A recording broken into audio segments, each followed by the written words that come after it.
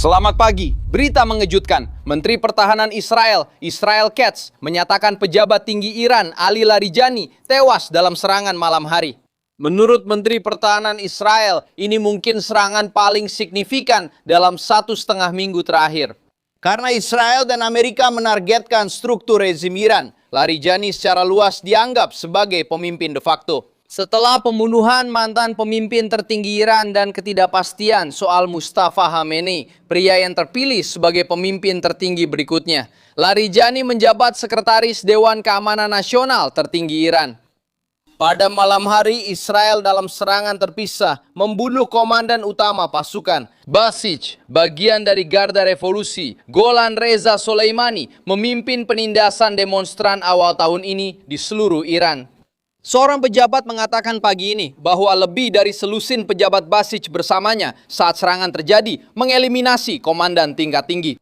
Ini terjadi saat serangan udara Israel dan Amerika di Iran dalam 24 jam terakhir. Lihat rekaman baru hari Minggu dalam video yang dirilis oleh tentara Israel. Serangan diperkirakan akan segera makin intens dan meningkat. Orang Iran membalas negara teluk, sekutu Amerika dan Israel. Malam hari kedutaan Zippo-Apurla di Baghdad diserang drone dan roket. Drone jatuh dekat kompleks kedutaan Zubriyar tanpa korban luka. Di utara Israel, Hizbullah, sekutu Iran, menembakkan roket ke Naharia. Itu dekat perbatasan dengan Lebanon dan terjadi kebakaran. Seperti terlihat di video ini, 6 orang terluka. Kemarin Trump ditanya Peter Doocy dari Fox soal ini dan upaya melemahkan rezim Iran. Jika Iran benar-benar dihancurkan, termasuk rudal kepemimpinan, angkatan udara, dan laut, perang bisa selesai minggu ini. Ya, tentu saja. Bisa. Apakah kita akan melakukannya? Saya rasa tidak, tapi itu akan segera terjadi. Tidak akan lama lagi, dan kita akan memiliki dunia yang jauh lebih aman. Ketika semua ini berakhir, ini akan segera selesai. Kita akan memiliki dunia yang jauh lebih aman. AS dan Israel melawan Iran dan sekutunya. Lihat gambar akibat di distrik Dahye, selatan Beirut, markas Hizbullah yang dibom Israel. Lihat gambar pasukan darat di Lebanon Selatan saat Israel memperluas operasi melawan kelompok teroris. Salah satu juru bicara utama IDF berkata, selama malam hari,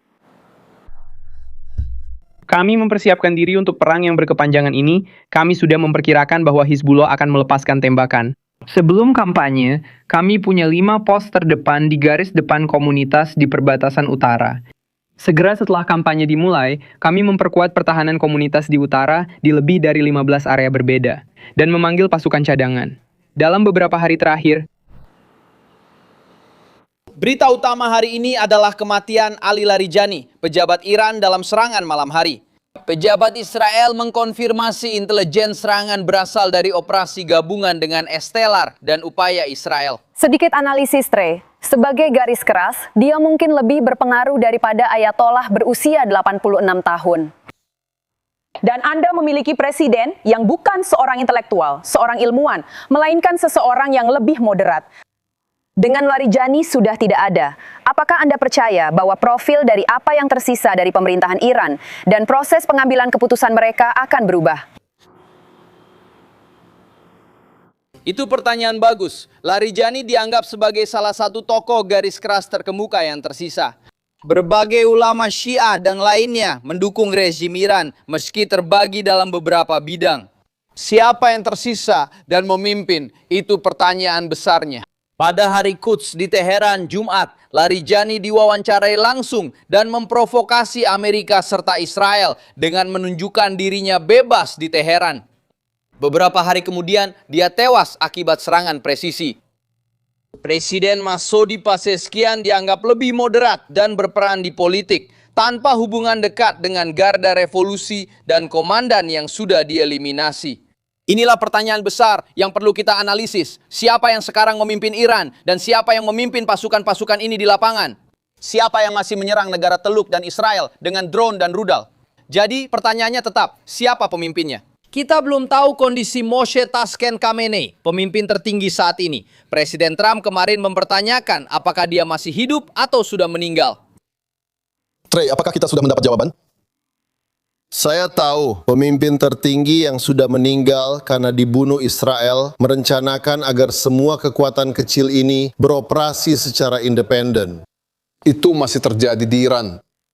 Atau apakah pemimpin tertinggi baru ini putranya yang kini memimpin dan tak pernah kita dengar kabarnya? Ya, pertanyaan yang bagus. Iran memiliki pertahanan mosaik. Mereka sudah mempersiapkan diri dengan mengetahui bahwa Amerika Serikat dan Israel akan menyingkirkan para pejabat mereka. Mereka punya beberapa pengganti, tapi kurang pengalaman dan tak paham struktur komando. Dan itulah sebabnya struktur aparatur militer Iran benar-benar sedang kacau, sementara Amerika Serikat dan Israel sedang menghancurkan rezim tersebut.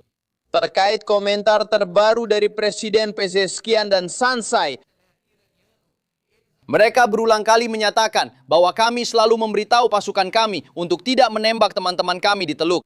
Namun tak lama kemudian, pasukan Iran justru menyerang sekutu yang sama. Ini menunjukkan kegagalan komando Iran yang telah kehilangan pimpinan dalam mengarahkan pasukan darat mereka sesuai keinginan. Jika mereka tak bisa mencegah pasukannya menembak negara yang menawarkan mediasi seperti Oman kepada rezim Iran di meja perundingan, kemampuan Iran melanjutkan perang ini diragukan. Menurut Sekretaris Petty Hegseth, Sermobestos telah merusak produksi Iran. Mereka terus menembakkan rudal dan drone, tetapi mereka tidak mampu memproduksi yang baru. Saya tahu kita punya hampir 3 jam, tapi semuanya begitu. Steve Woodcock mengatakan bahwa kanselir memanggilnya. Mari kita bicara. Dia menyangkalnya. Itu tidak pernah terjadi. Trey, bagaimana dengan masalah Starlink?